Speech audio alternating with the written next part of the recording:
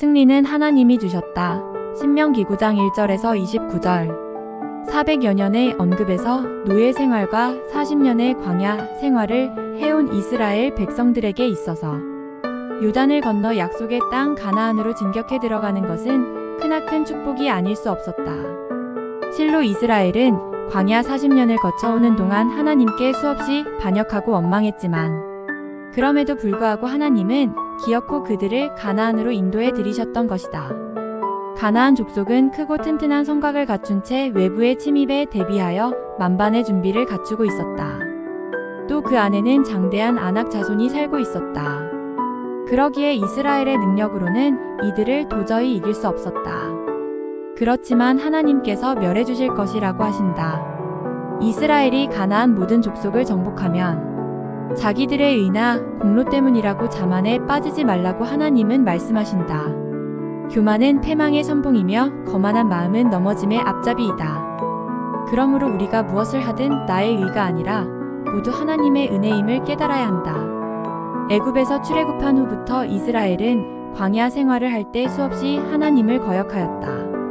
모세는 호렙산에서의 이러한 이스라엘의 완악함을 회고한다.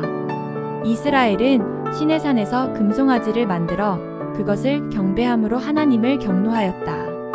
그때는 이스라엘이 하나님의 크신 은혜로 애굽의 노예 생활에서 해방된 후 시내산에 도착한 때로서 그들이 신정 국가로 공식적인 출범을 하기 위해 하나님께로부터 율법을 수여받는 가장 엄숙하고 감동적인 순간이었다.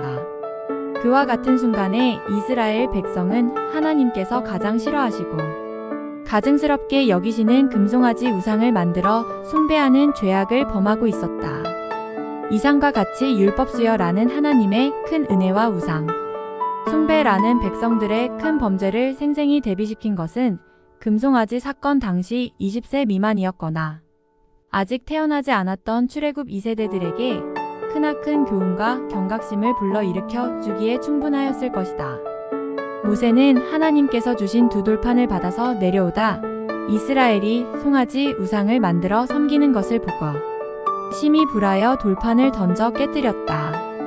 그 후 모세는 하나님께 범죄한 자들을 멸하시겠다는 말씀에도 불구하고 자기 백성들을 위해 기도하였다. 우상을 섬기는 자기 백성을 위해 40일 동안 금식 기도한다. 믿음의 조상들을 생각하시어 이스라엘을 긍휼히 여겨주시도록 기도하며 하나님의 이름과 명예를 위하여 이스라엘을 멸하지 말도록 기도했다. 하나님께서 모세의 기도를 들으시고 이스라엘로 향한 진노를 돌이켰다. 모세의 중보기도가 아니면 이스라엘은 멸망당할 수밖에 없었다. 우리도 죄로 인해 멸망할 수밖에 없는 인간이다. 그러나 예수님의 중보의 은혜로 하나님의 진노를 면하게 되었다.